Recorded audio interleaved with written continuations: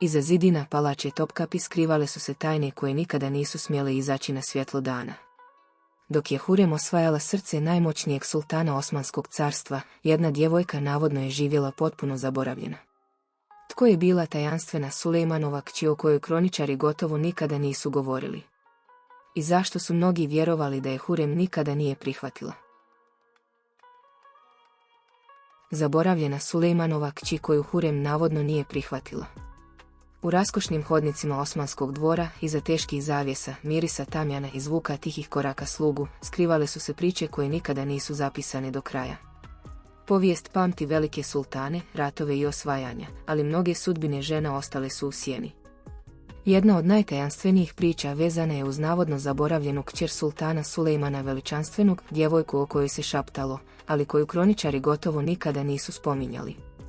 Kada se govori o Sulejmanu, većina odmah pomisli na njegovu veliku ljubav Hurem Sultaniju, ženu koja je promijenila povijest Osmanskog carstva. Bila je moćna, inteligentna i opasna za sve koji su joj stajali na putu. No upravo zbog njezine moći pojavile su se priče o djevojci koja navodno nikada nije dobila mjesto koje joj je pripadalo. Neki povjesničari vjeruju da je ta djevojka bila dijete rođeno prije nego što je Hurem potpuno zavladala haremskim životom.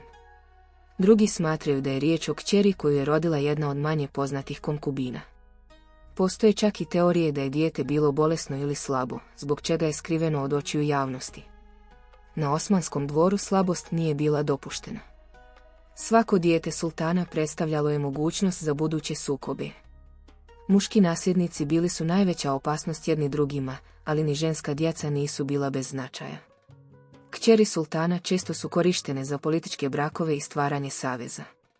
Ako neka djevojka nije mogla poslužiti toj svrsi, lako je mogla nestati iz službenih zapisa. Legenda kaže da je ta djevojka rođena tijekom razdoblja kada je Hurem već počela stjecati golemi utjecaj nad Sulejmanom.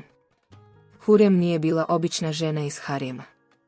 Znala je kako preživjeti i kako ukloniti prijetnje. Upravo zato kasnije su se pojavile priče da nije željela prihvatiti dijete koje nije bilo njezino.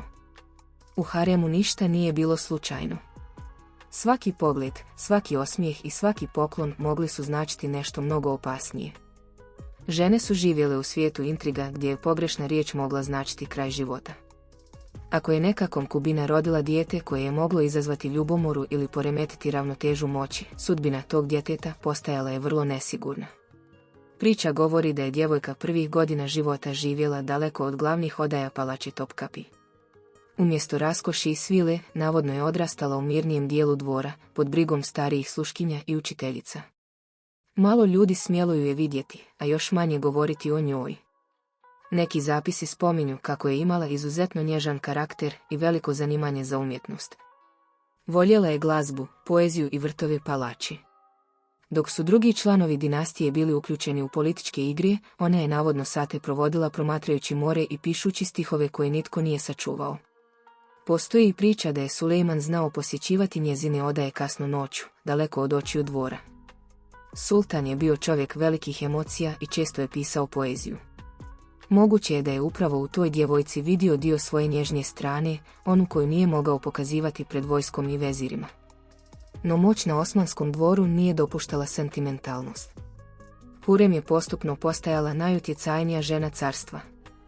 Imala je vlastite saveznike, sluge i ljude od povjerenja. Njezina riječ mogla je odlučiti tko će ostati na dvoru, a tko će nestati. U to vrijeme palača Topkapi bila je poput zasebnog svijeta. Iza visokih zidina odvijali su se razgovori koji su odlučivali sudbinu milijuna ljudi. Sultanove kćeri morale su biti savršeno odgojene, obrazovane i poslušne. One koje nisu odgovarale planovima dvora često bi bile zaboravljene. Neki vjeruju da je upravo to bila sudbina ove djevojke. Nije predstavljala političku korist. Nije bila dovoljno važna za veliki brak. Nije bila dio Huremine djece koja su trebala naslijediti moć. Zbog toga je ostala po strani. Postoji legenda da je jednom prilikom tijekom velikog slavlja u palači djevojka slučajno privukla pažnju gostiju svojim ljepotom i tihim ponašanjem. Navodno je jedan visoki vezir pitao tko je ona, a prisutni su odmah zašutjeli. Nitko nije želio govoriti o osobi koja nije smjela postati važna. Takve priče dodatno su hranile glasine. Ljudi izvan palače počeli su šaptati o skrivenoj sultanovoj kćeri. U Istanbulu su se širile priče o djevojci koja živi u sjeni, daleko od raskoši koja joj pripada. No osmanska povijest prepuna je tajni. Mnogi dokumenti nestali su tijekom stoljeća. Neki su namjerno uništeni, dok su drugi izgubljeni u požarima i ratovima. Upravo zato danas nije moguće sa sigurnošću potvrditi tko je zapravo bila ta djevojka. Pojedini povjesničari smatraju da je riječ samo o legendi nastaloj mnogo kasnije. Ljudi su oduvijek bili fascinirani skrivenim pričama kraljevskih obitelji. Tajanstvena princeza koju nitko ne spominje savršeno se uklapala u sliku opasnog i intrigantnog osmanskog dvora. Ipak, postoje detalji koji su mnogima sumnjivi. U nekim starim zapisima pojavljuju se nejasna spominjanja djevojke koja nije navedena među službenim Sulejmanovim kćerima. Njezino ime nikada nije jasno zapisano, ali tragovi postoje. Hurem je tijekom života stekla mnogo neprijatelja. Mnogi su je optuživali da je uklanjala sve koji bi mogli ugroziti njezinu djecu. Priče o trovanjima, tajnim naredbama i manipulacijama pratile su je godinama. Nije čudno što su se kasnije pojavile i glasine o djevojci koju navodno nije prihvatila. Na dvoru su emocije često bile opasnije od mačeva. Ljubomora između žena u haremu mogla je završiti tragedijom. Djeca su odrastala u svijetu gdje su se savezi mijenjali preko noći. Sulejman je tijekom svoje vladavine vodio velike ratove i širio granice carstva, ali privatni život često mu je bio ispunjen tugom. Gubio je prijatelje, sinove i ljude kojima je vjerovao. Upravo zato mnogi vjeruju da ga je priča o zaboravljenoj kćeri duboko pogađala. Jedna legenda tvrdi da je djevojka kasnije poslana daleko od Istanbula kako bi živjela mirnijim životom. Umjesto političkog braka i dvorskih spletki, navodno je završila u manjoj palači uz obalu, gotovo potpuno zaboravljena. Tamo je, prema pričama, nastavila živjeti povučeno. Bavila se čitanjem, vezom i glazbom. Njezine sluškinje kasnije su navodno govorile da je često promatrala brodove na Bosporu i dugo šutjela, kao da razmišlja o životu koji joj nikada nije pripao. Ponekad bi na dvor stizale vijesti o njoj, ali nitko ih nije javno spominjao. U carstvu gdje je moć bila važnija od osjećaja, sudbina jedne zaboravljene djevojke nije značila mnogo. Ipak, ljudi vole tajne priče. Upravo zato legenda nije nestala. Stoljećima kasnije mnogi i dalje pokušavaju otkriti istinu. Povjesničari danas pokušavaju rekonstruirati život žena iz Osmanske dinastije koristeći fragmente pisama, zapisa putnika i dvorskih kronika. Problem je što su žene često bile skrivene od javnosti. Njihovi životi nisu zapisivani detaljno kao životi muškaraca. Zbog toga je moguće da su neke osobe zaista postojale, ali su s vremenom izbrisane iz povijesti. U svijetu gdje je politika odlučivala tko je važan, zaborav je bio vrlo moćno oružje. Neki istraživači vjeruju da je Hurem željela osigurati budućnost vlastite djece pod svaku cijenu. Njezini sinovi morali su imati najbolji mogući položaj. Svaka druga osoba koja bi mogla izazvati suosjećanje sultana predstavljala je rizik. Treba razumjeti i koliko je položaj žene u haremu bio nesiguran. Danas ljudi često zamišljaju harem kao mjesto luksuza i romantike, ali stvarnost je bila mnogo brutalnija. Žene su živjele pod strogim pravilima i stalnim nadzorom. Jedna pogrešna odluka mogla ih je koštati svega. Ako bi izgubile sultanovu naklonost, vrlo brzo bi bile uklonjene iz centra moći. Njihova djeca tada bi također izgubila zaštitu. Upravo zbog toga priča o zaboravljenoj kćeri djeluje uvjerljivo mnogima koji proučavaju osmansku povijest.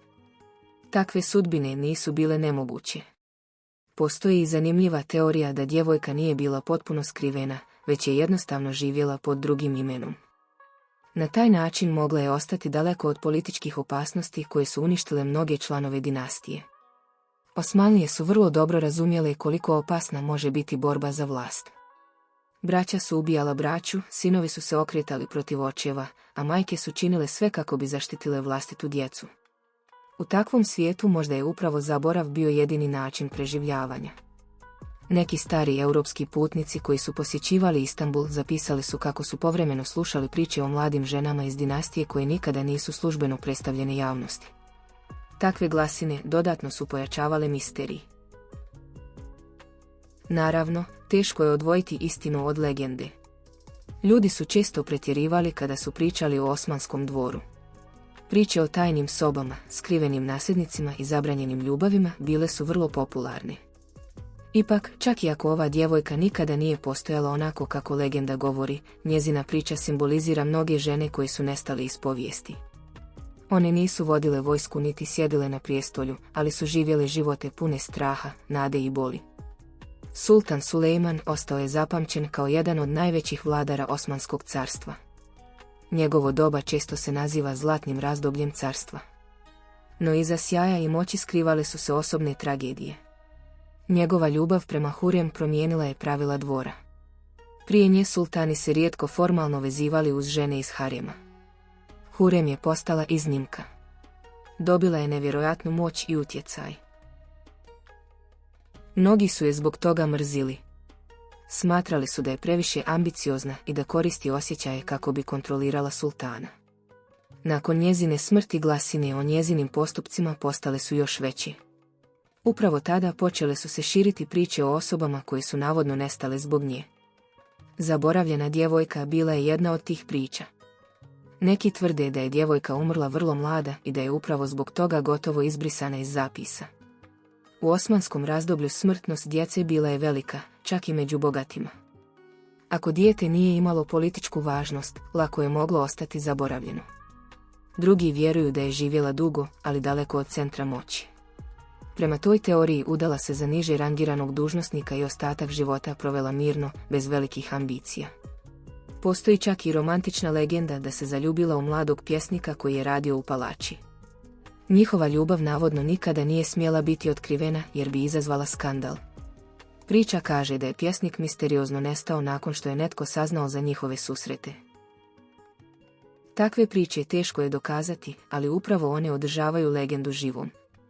Ljudi vole vjerovati da iza hladnih zidova palače postoje skrivene emocije i zabranjene ljubavi. Kada danas turisti posjećuju palaču Topkapi u Istanbulu, mnogi ne znaju koliko je drama i tuge prošlo tim hodnicima i sobama. Nadam se da vam se svidio video, a ako zaista jest, ja bi vas molila za jedan like i da se pretplatite na moj kanal, sve je besplatno, a meni zaista mnogo znači.